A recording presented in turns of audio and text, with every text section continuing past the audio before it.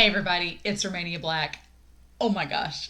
So I may be in love with Run with the Wind already. And I only say that because last episode with Haiji, oh my gosh. Like, Haiji is, I love this character. I love it. I showed my brother the show and he's like, man, this Haiji guy's really pushy. And I'm like, no, he has a dream. He's been working 4 years for this. And it was so hilarious to me, like the lengths he would go to guilt trip these guys into staying on the running team. Which, yes, it's a little self-centered on Haiji's part, but I'm sure that Haiji has this really good reason. And in all honesty, those guys could have left if they really wanted to. The only one that seems to really want to leave is Kakeru, who is legitimately the one that needs to stay because he has the most experience running, with the exception of Nico. I didn't mention this last episode, but rewatching it, I was confused because at the beginning I thought that Haiji put the running shoes into Nico or Yuki's cubby, but no. Nico had put those running shoes in his own cubby. And then when I went back and rewatched the episode, Yuki noticed that the room didn't smell like smoke. And then Nico had the pack of cigarettes, but when he goes into his room, he takes one out and then he spits it out in the bed and he doesn't light it. And when he runs into Kakeru, he hasn't lit a cigarette either and smoked. So he's quit smoking, or at least he's doing a placebo where he's not smoking as much, and he's running too. So that made me go, okay, Nico, you want to run and be on the team with Haiji. So Kakeru is still being a butt. I know he has his reasons. I'm sure that he's got some tragic backstory in there, and it's going to come out, I'm sure. But I'm like, he's not even giving Haiji a chance. Like, Haiji is really, really optimistic and enthusiastic, and Kakeru's just like, nah, I don't want any part of it. So I'm curious what's going to happen with that. And him at the end of the last episode was pretty ominous when he's like, well, I'll just force Haiji to not go through with it. And it's like, will you? Because Haiji seems pretty strong-willed. I don't know.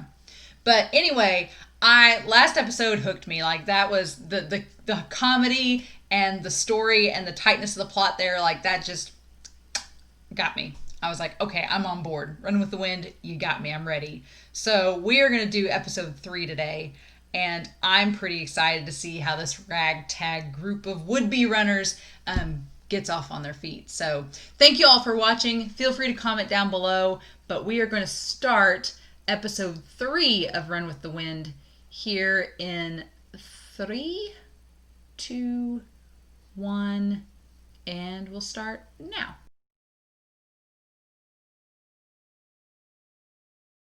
Yeah, so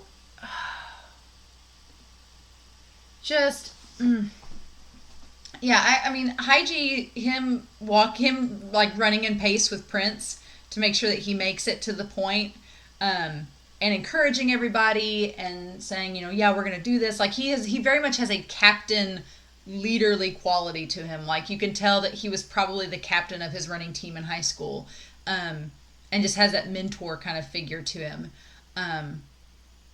And Kakeru seems like he wasn't in that same position, but I don't know. I'm glad the twins finally spoke up and they're like, what's your deal? Like, why are you scared? Because they're all just doing this. Like, what happens if we don't make it? Who knows? Just trying to do it. And I'm curious what this red-haired kid's role is in all of this, how he ties to Kakeru's past. I'm curious if Haiji's gonna... The thing about this all is that Haiji and Kakeru are like 3 years removed. So there's a good chance that anybody that Kakeru was running with at the time wouldn't know Haiji, because if you're thinking in terms of high school in Japan, it's like first year, second year, third year, and then they've graduated.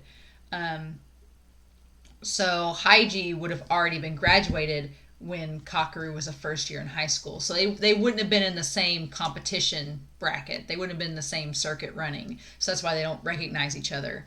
So I'm curious about Haiji's past, I think, more than... I know we're probably going to get Kakeru's past first. I'm super getting curious about Haiji's injury and how that's all going to play into it, because clearly they're like, where's he get all this confidence, all this enthusiasm? And there was a moment in this episode, where Haiji was like smiling and like, yeah, everything's fine. And it very much seemed like Oikawa and Haikyuu. It was a front. It was all just for show. That's not really what he's thinking. Oof. Don't spoil it for me, please. Do not spoil it for me. But I have a feeling I'm watching Free and it's so happy and everybody's having a great time, and I'm watching Banana Fish and it's angsty and horrifyingly depressing, and I have a feeling that this is going to ride the line.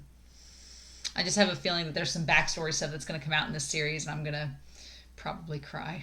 I don't know. Sports injuries get me. Like they just get me. And I can't explain why, but this is definitely our ragtag group of underdogs. So anyway, I'm going to stop rambling. This show has me so interested and intrigued, and I'm so sad this episode's already over, because I wanted to dive right into the next one. So I hope you all enjoyed this reaction. Please feel free to comment down below. Please, no spoilers. I do want to go into this without knowing as much as I want to go in as blind as possible, and then after the episode talk to you guys about what happened and transpired. But anyway, I hope you all have a great week. Please stay safe, take care, and I'll talk to you all again soon with more Run with the Wind.